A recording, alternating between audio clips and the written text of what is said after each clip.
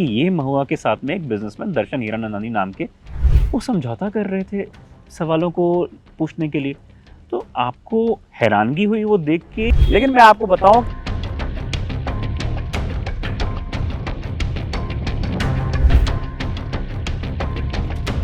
जो हिडनबर्ग जैसी संस्था है जी, जो रॉकफेलर इंस्टीट्यूट है, जो जॉर्ज सोरेस की संस्था है, ये सारी संस्थाएं भारत को जो है बर्बाद करना चाहती हैं।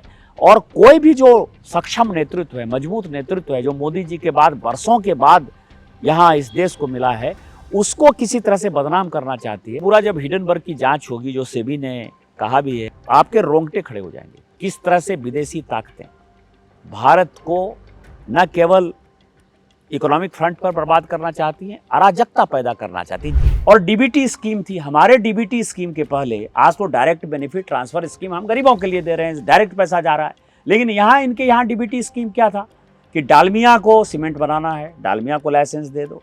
बिरला को जो है चीनी बनाना है, बिरला को अखबार चलाना है, हिंदुस्तान टाइम्स करना है, ये करना है, तो आप बिरला को दे दो। और टाटा को जो है आप स्टील बनाने का दे दो, बजाज को स्कूटर बनाने को दे दो। तो डीबीटी स्कीम से, लाइसेंस परमिट कोटा राज से, और ये सभी कांग्रेस के थे। टाटा साहब को छोड़ दीजिए, यदि बिरला साहब भी तो कांग्रेस के सांसद रहे।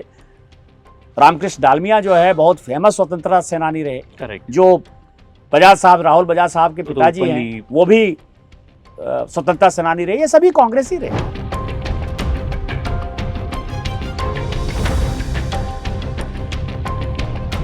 आज मेरे साथ में वो शख्स मौजूद हैं जिन्होंने दोस्ती और दुश्मनी बहुत ही बाखूबी से निभाई हो, फिर चाहे वो बंगाल से लेकर झारखंड तक हो या लखनऊ से लेकर दिल्ली की संसद तक हो, फिर चाहे वो महुआ मोइत्रा तृणमूल की सांसद, उनके ऊपर आरोप लगे एक बिजनेसमैन के साथ में डीलिंग पर, या फिर जितने भी बॉलीवुड के अंदर पिछले 4 सालों में मर्डर्स हुए हों और उसके बाद नशे के सेवन पर आरोपों पर जांच की मांग हो, यहां तक कि पिछले 10 दिनों में जो बड़े बड़े सवाल उठे हैं, चाहे वो बांग्लादेश से आए रोहिंग्या मुसलमानों की संख्या बढ़ती हुई और उसी तरफ घटती हुई संख्या ट्राइबल्स की हो।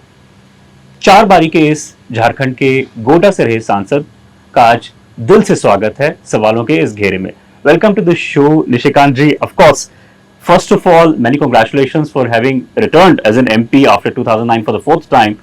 आपके साथ में एक वार्तालाप जब भी रहा किसी भी मसले को लेके, मैं बड़ा हैरान रहता हूं कि वो जॉब पत्रकार की होनी चाहिए या एक सांसद की होनी चाहिए। आपने बड़े बड़े स्कैम उजागर कर दिए, अपनी पार्टी को बड़ी मजबूत स्थिति में लाके खड़ा किया, मैं अगर कहूं विपक्ष के सामने। लेकिन 2023 के उस अक्टूबर के मसले को मुझे लगता है भाजपा को आपने बड़ी मजबूत, बहुत ही मजबूत स्थिति में लाके खड़ा कर दिया हो, क्योंकि वो जो स्कैम था वो ना ही एक स्कैम सिर्फ पार्लियामेंट को इफेक्ट कर रहा था बल्कि बड़ी सारी पार्टीज को भी इफेक्ट करता था। और क्योंकि वो तृणमूल को लेके था, जहां पे आप लोग बंगाल में बड़े लंबे अरसे से उनके खिलाफ एक चुनाव लड़ रहे हैं, आपसे सिर्फ ये समझना चाहता हूं कि आप हैं कौन? निशिकांत दुबे जी कौन है? एक इन्वेस्टिगेटर हैं, एक लॉयर हैं, एक प्रवक्ता हैं पार्टी के, या एक खुद ही डेवलप करे हुए रिसर्चर हैं जिन्होंने इतना बड़ा ये स्कैम सबके सामने लाके खड़ा कर दिया? आप जब सांसद बनकर आते हैं तो आपकी प्राइमरी ड्यूटी इस कॉन्स्टिट्यूशन के प्रति है जी, और संविधान जहां खड़ा है, क्योंकि उसकी शपथ आप लेते हैं, तो संविधान बचाने की जब बात आती है, संविधान किसके लिए है? संविधान देश के 140 करोड़ लोगों के लिए है। उसमें अमीर भी है, उसमें गरीब भी है, दलित भी है, शोषित भी है, वंचित भी है जी। और जो कोई भी परेशान यदि आपको दिखता है तो उसके साथ खड़ा होना चाहिए। मेरा गांव गंगा के किनारे है, विक्रमशिला जो ओल्ड यूनिवर्सिटी है, नालंदा, तक्षशिला और विक्रमशिला जी, जिसने दुनिया को पहला वाइस चांसलर दिया, दुनिया। लेकिन आज का जो हालात है कि गंगा का बाढ़ जो है वो प्रत्येक साल गांव में आता है जी। हमारी फैमिली जो है वो खेतों में अनाज लगाती है, रिस्क लेती है कि शायद इस साल गंगा का बाढ़ नहीं आए। जी।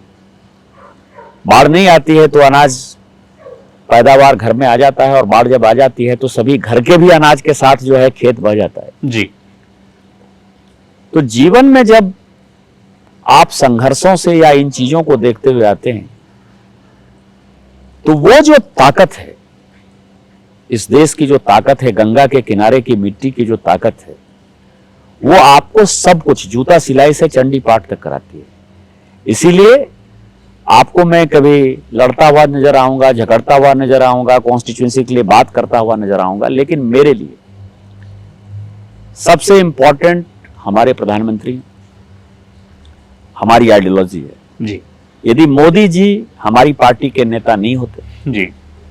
तो किसी कीमत पर भारतीय जनता पार्टी अपने बहुमत पर सरकार बनाने की स्थिति में कदापि नहीं होती। बिल्कुल। वही एक नेता है जी। जिन्होंने, इसके पहले भी अटल जी भी प्रधानमंत्री बने, जी। लेकिन हम लोग 180 182 से जो है कभी टप नहीं पाए। जी। जो गरीब, शोषित, दलित, वंचित, पीड़ित जी। भारतीय जनता पार्टी से कटा हुआ वर्ग था, वो माननीय मोदी जी के कारण हमारे साथ आया। जी। तो जहां मोदी जी की प्रतिष्ठा का सवाल हो, भारतीय जनता पार्टी की प्रतिष्ठा का सवाल हो, आइडियोलॉजी की प्रतिष्ठा का सवाल हो, और देश के सिक्योरिटी का सवाल हो, जी, उसमें फिर मेरे लिए दोस्ती और दुश्मनी की रेखा बड़ी स्पष्ट होती है। और उसमें मुझे जो कुछ भी करना पड़ता है, रिसर्च करना पड़े, इन्वेस्टिगेशन करना पड़े, उसके तह तक जाना पड़े, तो मैं करते रहता हूँ। आपने जो रिसर्च करी, लेटर भी लिखी, सारे वो 43 लॉगिन भी एमएचए ने निकाले, यूएई के, स्कार्फ से लेके लिपस्टिक तक। मैं गिफ्ट को पढ़ पढ़ के, लिस्ट को देख के हैरान रहता गया कि ये महुआ के साथ में एक बिजनेसमैन दर्शन हीरानंदानी नाम के, वो समझौता कर रहे थे सवालों को पूछने के लिए। तो आपको हैरानगी हुई वो देख के, या आपके अंदर एक जज्बा था कि नहीं क्योंकि ऑपोजिशन है इसलिए उनके खिलाफ बोलना है? नहीं, मेरे पक्ष और विपक्ष सबों से संबंध है। मैं ही एक ऐसा सांसद होऊंगा जिसका एक क्रॉस द पार्टी लाइन, बहुत ही व्यक्तिगत और पारिवारिक संबंध। लेकिन जहां देश का सुरक्षा कॉम्प्रोमाइज हो रहा, और जहां तत्व, मैं आपको बताऊं कि हिडनबर्ग की रिपोर्ट आई अडानी के कारण। अडानी क्या है? हमारे और आपके पैसे लगे हुए हैं। अडानी के कहीं शेयर हैं, अडानी ने कहीं बैंक से लोन लिया है, कहीं फाइनेंशियल इंस्टीट्यूशन से लोन लिया है, लाखों लोगों को नौकरी देता है, साल में 2 लाख 2.5 लाख करोड़ के आसपास जो है इनकम टैक्स देता है। जो मेरी सूचना आ रही है कि आज उसने इनसाइडर ट्रेडिंग और कई एक चीजें जो है आज हिडनबर्ग ने की। आप समझिए कि अंबानी की भी वही हालत है। वर्षों से अंबानी इंडस्ट्री चल रही है। अंबानी कोई मोदी जी के कारण तो है नहीं जी। यदि अडानी के ऊपर कह देंगे तो अंबानी के ऊपर तो नहीं कह सकते। जो भी प्रॉस्पेरिटी है वो कांग्रेस के समय ही। तो जो हम फॉरेन इन्वेस्टर लाने की बात कर रहे हैं, एफडीआई लाने की बात कर रहे हैं जी, तो ये सिस्टम आपके आर्थिक आधार को, आज पूरी दुनिया रो रही है कि 2.5% से ज्यादा जीडीपी किसी की नहीं है। भारत ही एक ऐसा देश है जो माननीय प्रधानमंत्री जी के नेतृत्व कोरोना के बाद 7% से ऊपर उसका जीडीपी ग्रोथ है और टॉप 5 में आ गया। टॉप 5 में आ गया, आज टॉप 5 में आ गया। और हमारा जो टारगेट है माननीय मोदी जी का 2027-2029 मैक्सिमम, हम तीसरी वर्ल्ड की इकोनॉमी हो जाएंगे। और जब विकसित भारत 2047 बनाने की बात करेंगे तो वो आप समझें कि हो सकता है कि फर्स्ट 1 2 3 में हम पहुंच जाए। करेक्ट। यदि टारगेट आपका इतना लंबा है, बड़ा है, तो आपको कहीं ना कहीं स्टैंड लेना। लेकिन मैं आपको बताऊं कि उसकी प्रेरणा वही थी। और जो हिडनबर्ग जैसी संस्था है जी, जो रॉकफेलर इंस्टीट्यूट है, जो जॉर्ज सोरेस की संस्था है, ये सारी संस्थाएं भारत को जो है बर्बाद करना चाहती हैं। और कोई भी जो सक्षम नेतृत्व है, मजबूत नेतृत्व है, जो मोदी जी के बाद वर्षों के बाद यहां इस देश को मिला है, उसको किसी तरह से बदनाम करना चाहती है, तो उसमें इस तरह के तत्व लग जाते हैं। इस कारण से आपको फाइट करना पड़ता है। और इसी कारण से मैंने फाइट किया, और वो चीजें जो फैक्ट थी वो फैक्ट मैंने जनता के सामने बिल्कुल। लेकिन इनफैक्ट आपने लोकसभा में फिर से एक थोड़ा सा आपका फेस ऑफ हो ही गया 2-4 दिन पहले, क्योंकि महुआ ने फिर से वो मसला थोड़ा सा उठा लिया और आपको क्लैरिफिकेशन देनी पड़ी कि दर्शन हीरानंदानी आके आफ्टर ऑल प्रूफ ज्वाइन क्यों नहीं करते हैं। देखिए, मामला सब जुडिस है, इसीलिए मैंने on the floor of the house कहा, क्योंकि on the floor of the house आपको आर्टिकल 105 के तहत जो है बोलने की स्वतंत्रता है। करेक्ट। लेकिन मैं आपको ये कहूं कि ये जब तक जब जाएगा और पूरा जब हिडनबर्ग की जांच होगी, जो सेबी ने कहा भी है और होना भी चाहिए, बिल्कुल जिस तरह से है, आपको आपके रोंगटे खड़े हो जाएंगे किस तरह से विदेशी ताकतें भारत को न केवल इकोनॉमिक फ्रंट पर बर्बाद करना चाहती हैं, अराजकता पैदा करना चाहती है। जितने मुद्दे अपोजिशन उठा रही है, आप ये समझिए वो सारे मुद्दे जो है वो दिखाना चाहते हैं कि हमको भारत के संविधान के प्रति कोई प्रेम या प्यार नहीं है, अब संविधान बदल देंगे। एक नारा है, करेक्ट। संविधान कौन बदल सकता है? बाबा साहब अंबेडकर के संविधान को कोई बदल सकता है क्या? उसी तरीके से एक दूसरे सवाल पे भी आता हूँ निशिकांत जी, आप जब कंट्रोवर्सी खड़ी करते हैं ना पार्लियामेंट में, तो उसके जो जवाब है वो कहीं ना कहीं भागती हुई नजर आती है ऑपोजिशन की। इस बार आपने फिर से एक सवाल खड़ा कर दिया और ये बोल दिया कि जो तोता तोता कह के आपने बोल दिया कि प्रियंका गांधी भी अंबानी की शादी में गई थी। यहाँ तक कि राजीव शुक्ला को जवाब देना पड़ गया बाहर प्रेस से कि वो तो एक अनडिस्क्लोज लोकेशन पे थी। तो क्या आपका निशाना जो था वो सिर्फ ये पता लगाने का था कि वो अनडिस्क्लोज लोकेशन है, सच में आपके पास में कोई एविडेंस है? देखिए, इसमें बताने का मैंने कहा कि कौन से पॉलिटिकल पार्टी के लोग नहीं गए। अंबानी अडानी को गाली दे रहे हो, कमलनाथ जी, दिग्विजय सिंह जी, राजीव शुक्ला जी जो कुछ खुद बोल रहे थे, ये सारे जी तो वहां मौजूद ही थे ना। मैं ये कह रहा हूं कि आप किसी को इशू के ऊपर अटैक करो। अंबानी ने यदि चोरी की है, अडानी ने यदि चोरी की है और उसके कारण यदि देश का नुकसान हो रहा है, आप निश्चित तौर पर उसको बोलो। लेकिन एक जो स्वीपिंग रिमार्क्स है, ये चोर है, वो चोर है, यदि पार्लियामेंट में हमको मौका मिला है और उसके ऊपर कोई कार्रवाई नहीं हो सकती, तो हमको किसी विषय के ऊपर गंभीरता से बात करनी चाहिए। पर आपको लगता है गई थी प्रियंका गांधी? नहीं, मैं ये कह रहा हूं, मैंने ये कहा कि 6 महीना चली शादी। कोई जामनगर में गया, कोई क्रूज पर गया, कोई अभी लंदन में रिसेप्शन में जाएगा, कहीं भी किसी, कौन कहां गया, हु नोज। लेकिन आपके यहां भी तो इनविटेशन, तो उसका तो फोटो आया ही ना कि राहुल जी सोनिया जी से वो मिले, इनविटेशन देने के लिए गए, आप लोगों ने उनको, कोई आपके घर पे ऐसे तो नहीं चले गए होंगे। तो लेकिन आप जब ये देते हो गाली, तो आप अपने गिरेबा में नहीं देखते हो। मैंने उसके आगे एक बात कही कि अपने दिल से जानिए पराये दिल का हाल। जब इनकी सरकार थी तो लाइसेंस परमिट कोटा राज था और डीबीटी स्कीम थी। हमारे डीबीटी स्कीम के पहले आज तो डायरेक्ट बेनिफिट ट्रांसफर स्कीम हम गरीबों के लिए दे रहे हैं, डायरेक्ट पैसा जा रहा है। लेकिन यहां इनके यहां डीबीटी स्कीम क्या था कि डालमिया को सीमेंट बनाना है, डालमिया को लाइसेंस दे दो। बिरला को जो है चीनी बनाना है, बिरला को अखबार चलाना है, हिंदुस्तान टाइम्स करना है, ये करना है, तो आप बिरला को दे दो। और टाटा को जो है आप स्टील बनाने का दे दो, बजाज को स्कूटर बनाने को दे दो। तो डीबीटी स्कीम से, लाइसेंस परमिट कोटा राज से, और ये सभी कांग्रेस के थे। मैं आपको बताऊं कि टाटा साहब को छोड़ दीजिए यदि, तो चाहे बिरला साहब हो, बिरला साहब भी तो कांग्रेस के सांसद रहे।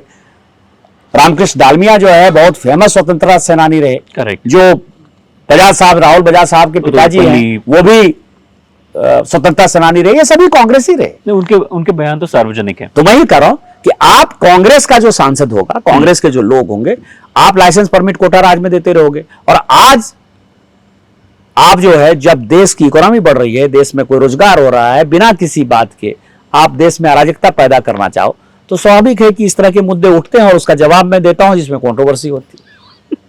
अच्छा, लेकिन एक बात कहता हूं, कंट्रोवर्सी चलिए एक aside, let's keep aside the controversies, but Nishikant ji, let me also tell you, opposition also has not spared the opportunity to register FIRs against you. Now, I don't know whether they do it because they do it on merit or because they feel the threat and intimidation inside you because you are going to expose their scandals and scams.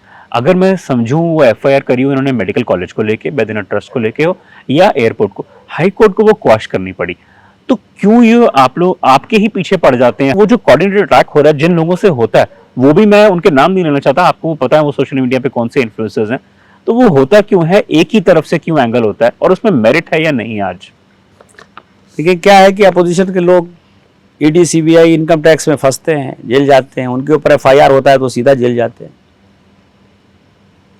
तो चूंकि आपने भ्रष्टाचार किया है, चोरी की है, तो आप जेल जाते हो, डरते हो। उसी तरह से उनको लगता है, चूंकि जनता को उनको दिखाना है ना कि भारतीय जनता पार्टी में भी इस तरह से है, तो वो मेरे ऊपर FIR करते हैं। मेरे ऊपर 44 केस है, मेरे ऊपर हैं, मेरे माँ पिताजी के ऊपर है, मेरी पत्नी के ऊपर है, मेरे भाई के ऊपर है, मेरे बच्चों के ऊपर है, मेरे दोस्तों के ऊपर है, मनोज तिवारी जैसे लोगों के ऊपर है। तो सबके ऊपर केस करते हैं। चूंकि केस झूठा होता है तो हाईकोर्ट से बकवास हो, तो हाईकोर्ट से नहीं, सुप्रीम कोर्ट तक से जो है उसकी मुहर लगे। जितने केस मैं हाईकोर्ट में जीतता हूं, आपकी जानकारी के लिए, वो सब केस सुप्रीम कोर्ट में आता है और सुप्रीम कोर्ट जो है उसके ऊपर मुहर मारती है कि जो हाईकोर्ट ने किया। तो मेरा कोई ये नहीं है कि हाईकोर्ट क्वाश कर रही है FIR को जी, वो क्वाश जो है वो सुप्रीम कोर्ट उसके ऊपर मुहर मारती है। तो चूंकि सभी झूठे केस हैं, तो मेरे ऊपर केस ठहरता नहीं है। जी। वैसे भी कमल के पत्ते पर जो है कोई पानी ठहरता नहीं है, तो हमारे ऊपर कोई चीज बनता नहीं है। लेकिन उनको लगता है कि जैसे हम चोरी करके जेल चले जाते हैं और केस यदि होता है तो कोई बचाने वाला नहीं होता है, वैसे निशिकांत दुबे के साथ होगा। लेकिन निशिकांत दुबे ने जो है वो भारतीय जनता पार्टी का कार्यकर्ता है, प्रधानमंत्री का मिशन मोटो है, न खाएंगे न खाने देंगे। जब उस चीज में आप बिलीव करते हो तो आपको डर किसी बात का नहीं होता है। जी। लेकिन ये जो भी करते हैं ये प्रजातंत्र के लिए खराब है। राइट। आप पुलिस या राज में यदि आप सिस्टम को आगे चलाना चाहोगे तो दूसरे के लिए गड्ढा नहीं खोदते, अपने लिए गड्ढा खोदते हो, इसीलिए आप सभी जेल जाते मुझे लगता है कि कहीं ना कहीं तो पार्टी ये जरूर सोचेगी कि जब रीशफल हो, इस बारी रीशफल में, क्योंकि ये तो एक जल्दबाजी में भी हो सकता है कि हमने कैबिनेट बनाई हो, हालांकि प्रधानमंत्री हमेशा सोच समझ के बनाते हैं जो चीज़, कि जब झारखंड के चुनाव हो जाएं और अगर आपकी पार्टी वहां पे जीत के आती है तो कहीं ना कहीं निशिकांत दुबे जी कैबिनेट में भी आए। मैंने ये कहा कि माननीय प्रधानमंत्री जी और माननीय गृह मंत्री जी और माननीय राष्ट्रीय अध्यक्ष, पूरी पार्टी मुझे बहुत प्यार करती है। मुझे आज तक कभी इस चीज का मलाल ही नहीं हुआ कि कैबिनेट हो या नहीं हो। किसी चीज का, जो चीज आपको लगता है कि ये क्षेत्र में ये काम हो जाना चाहिए, क्षेत्र में काम हो जाता है। ये काम ठीक है, अच्छा हो जाना चाहिए, इधर चले जाना चाहिए, अच्छा। आप ये समझो पार्टी क्या करेगी?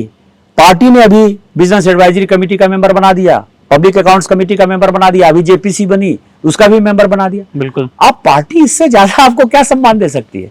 और ग्रीड जो है, लालच, एब्सोल्युटली दैट इज बैड। लालच की कोई सीमा नहीं। करेक्ट। ये पार्टी 12 करोड़ 13 करोड़ लोगों का है।